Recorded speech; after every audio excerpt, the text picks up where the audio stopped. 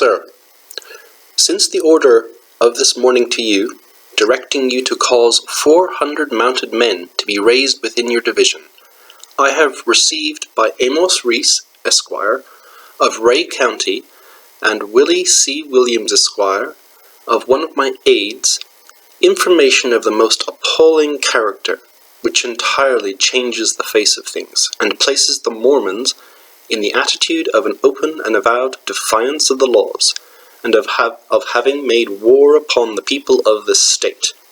Your orders are, therefore, to hasten your operation with all possible speed. The Mormons must be treated as enemies, and must be exterminated or driven from the state, if necessary, for the public peace. Their outrages are beyond all description. If you can increase your force, you are authorized to do so to any extent you may consider necessary. I have just issued orders to Major General Willock of Marion County to raise 500 men and to march them to the northern part of Davies, and there unite with General Donopan of Clay, who has been ordered with 500 men to proceed to the same point for the purpose of intercepting the retreat of the Mormons to the north. They have been directed to communicate with you by express. You can also communicate with them if you find it necessary. Instead, therefore, of proceeding, as at first directed, to reinstate the citizens of Davies in their homes, you will proceed immediately to Richmond, and then operate against the Mormons. Brigadier General Parks of Ray has been ordered to have 400 of his brigade in readiness to join you at Richmond. The whole force will be placed under your command. I am very respectfully your obedient servant, L. W. Boggs, Commander-in-Chief. On this day, the Governor of Missouri, Lisburn Boggs, issued Executive Order 44, calling for the extermination and the expulsion of the Mormons from the state of Missouri. This is a very interesting period in history. This was very soon after the state of Missouri had become a state in 1821, and not long after Mormonism itself was created in 1822. So during the 30s, many Mormons started to arrive in Missouri. It was the first place that they put down roots and were attempting to create their utopia on Earth. They settled mainly around Independence and in other parts of northern Missouri. And from the get-go, they didn't get on with their non-Mormon neighbors. There had been conflict boiling up or simmering for years. And it was in 1838 that the Mormon War broke out between state militia, locals, and Mormons. It was alleged that Mormons had been expelling people, non-Mormons, from certain counties. The state militia had fought the Mormons, and a number of people were killed. The governor was finally sick of it, and so he issued, in a very Palpatine-ish way, Executive Order 44, and it is commonly known as the Mormon Extermination Order. This was big at the time for Missouri, and the state militia went up and they did take the surrender of the Mormons up in the north, and they expelled 15,000 Mormons who then fled across the Mississippi in the dead of winter into Illinois. They believed that the extermination order was serious, and that extermination order, Executive Order 44, was not repealed until 1975. The Mormons went on as you'll know if you know anything about their history. They went west and founded Salt Lake City and eventually the state of Utah. They wanted a larger state. They wanted it to be called Deseret, and it would have included quite a large chunk of the West, but they got Utah. But at the beginning, they were attempting to do what they did in Salt Lake City in Missouri. The governor had even handed over a county to the Mormons, hoping that they would be satisfied with that.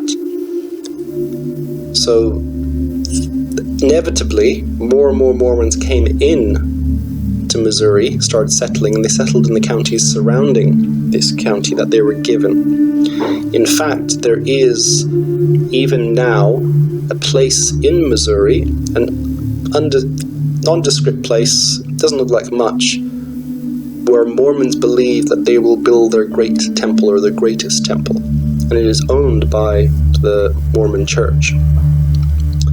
And it's in a very small place in the middle of nowhere. It doesn't look like much. You can see it on Google Earth.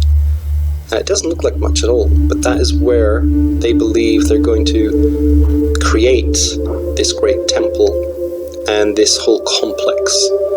That was originally where they were going to do it, but they were forced out by the extermination order and this governor, Lisburn Boggs.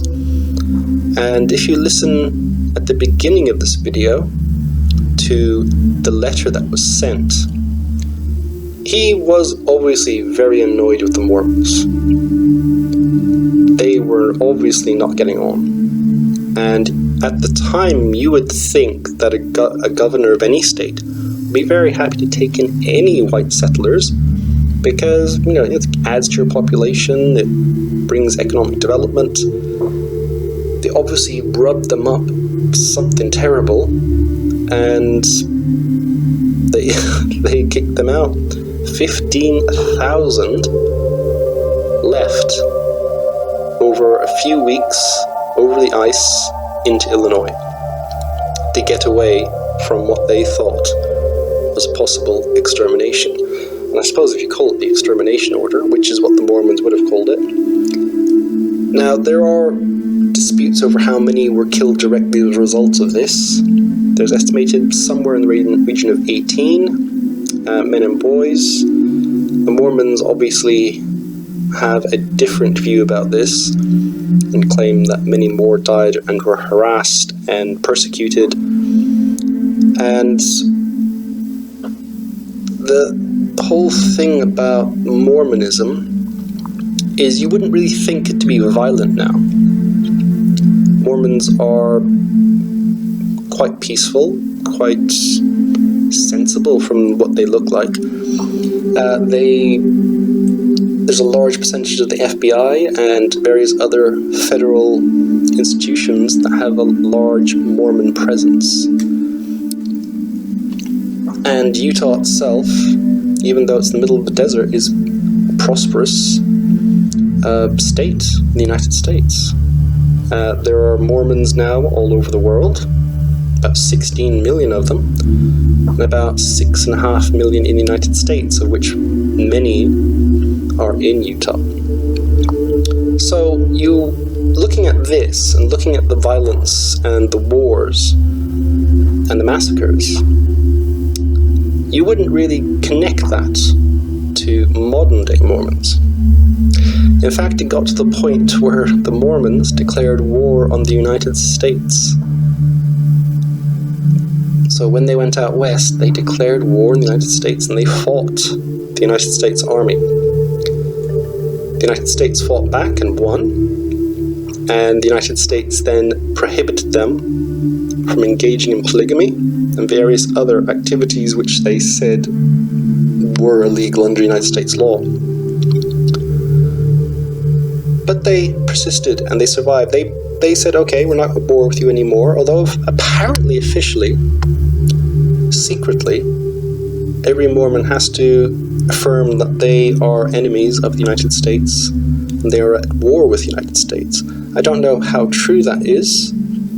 I don't know whether it's just a thing people say sometimes, or whether it's actually still serious. It would be interesting considering how many are in the FBI and other federal institutions, if they are still officially at war with them. But yes, so on this day, Executive Order 44 was issued by Governor Lisburn Boggs of Missouri, ordering extermination and expulsion of the Mormons from the state of Missouri. If you like these videos, come back tomorrow for more. Subscribe, like, and comment.